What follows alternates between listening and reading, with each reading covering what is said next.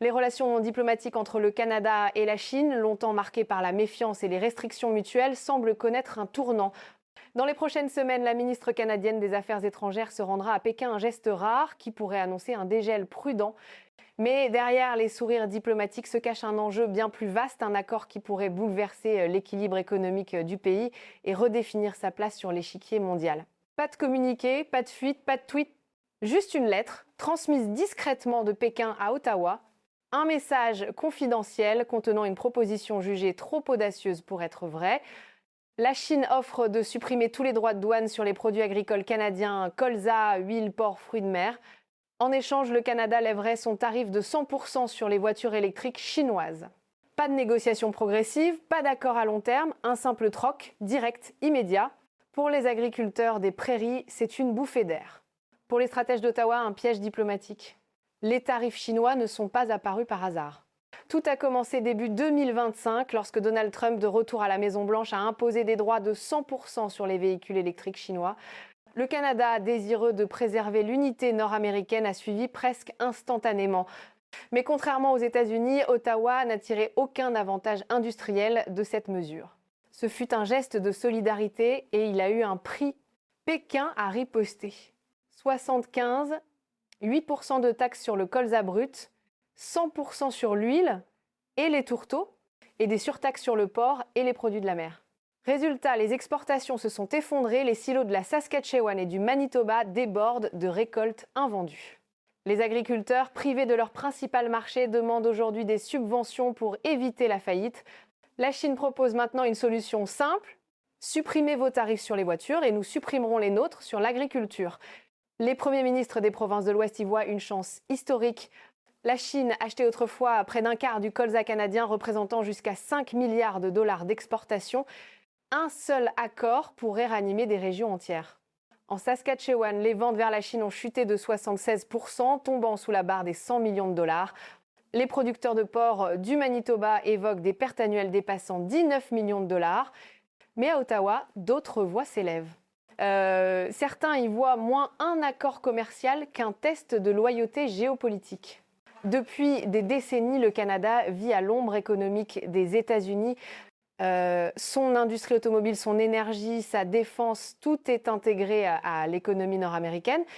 Aujourd'hui, le pays est face à un choix: rester aligné sur Washington ou agir pour ses propres intérêts. Le Premier ministre Mark Carney, ancien banquier central devenu chef du gouvernement, sait qu'aucune option n'est indolore. D'un côté, l'Ouest agricole étranglé par les sanctions. De l'autre, l'Ontario industriel, cœur du secteur automobile canadien. Le Premier ministre de l'Ontario, Doug Ford, prévient lever le tarif serait un suicide économique. Selon lui, des constructeurs chinois comme BYD, Geely ou XPeng sont prêts à inonder le marché canadien avec des modèles 2 fois moins chers que ceux produits en Amérique du Nord. Une telle vague pourrait détruire des dizaines de milliers d'emplois syndiqués à Windsor, Oshawa et Oakville. Perdre l'Ontario, c'est perdre le pouvoir. Dans les prairies, le ton est tout autre. Les fermes ferment, les coopératives bancaires resserrent le crédit et des familles entières envisagent de quitter leurs terres. Là où passaient les trains chargés de colza, le silence règne désormais. Le Premier ministre de la Saskatchewan accuse ouvertement Ottawa de loyauté aveugle envers Washington, qu'il qualifie de trahison du bon sens. Les chambres de commerce régionales dénoncent un tarif conçu pour protéger les Américains, mais qui punit les Canadiens. La fracture n'est plus seulement économique, elle devient identitaire. L'Ouest et l'Est du pays ne parlent plus le même langage. Pour Pékin, le colza canadien n'est pas qu'un produit agricole, c'est un levier stratégique, une alternative au soja américain, un pilier de sécurité alimentaire et un outil d'influence commerciale. La Chine cherche à diversifier ses sources d'approvisionnement en protéines végétales. La Brésil a déjà pris la place des États-Unis sur le marché du soja chinois, captant 3/4 des importations. Les agriculteurs américains ont perdu jusqu'à 9 milliards de dollars par an et l'économie du Midwest s'essouffle. C'est dans ce vide que le Canada pourrait s'engouffrer à condition d'oser défier Washington. Dans les couloirs du bureau du Premier ministre, un mot revient sans cesse: alignement. Jusqu'où le Canada doit-il suivre la ligne américaine?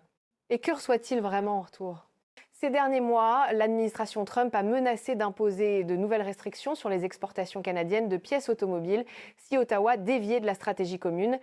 Pour de nombreux Canadiens, cela réveille un sentiment familier, celui d'une souveraineté limitée. Pendant ce temps, Pékin attend. Pas de provocation, pas d'escalade.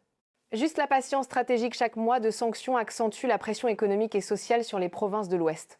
Les chaînes d'approvisionnement se redessinent, les alliances commerciales deviennent des instruments de pouvoir et pour le Canada, c'est un moment de vérité. Peut-il agir comme une nation souveraine ou restera-t-il un partenaire subordonné de Washington ? Des économistes parlent d'un pacte vert, échanger la technologie propre des véhicules électriques contre la durabilité agricole du colza. Sur le papier, l'idée est séduisante, mais dans la réalité, elle pourrait fissurer l'unité du pays. Aujourd'hui, Ottawa est à la croisée des chemins. L'Ouest réclame la levée des tarifs, l'Est exige leur maintien. Washington observe, Pékin attend. Chaque semaine d'hésitation coûte des millions. La décision que devra prendre Mark Carney dans les prochaines semaines déterminera non seulement l'avenir économique du Canada, mais aussi son identité politique. Car au fond, la question n'est plus de choisir entre le colza et les voitures. C'est de savoir quelle place le Canada veut occuper dans le monde de demain, celle d'un pays dépendant ou d'une puissance capable d'agir pour elle-même.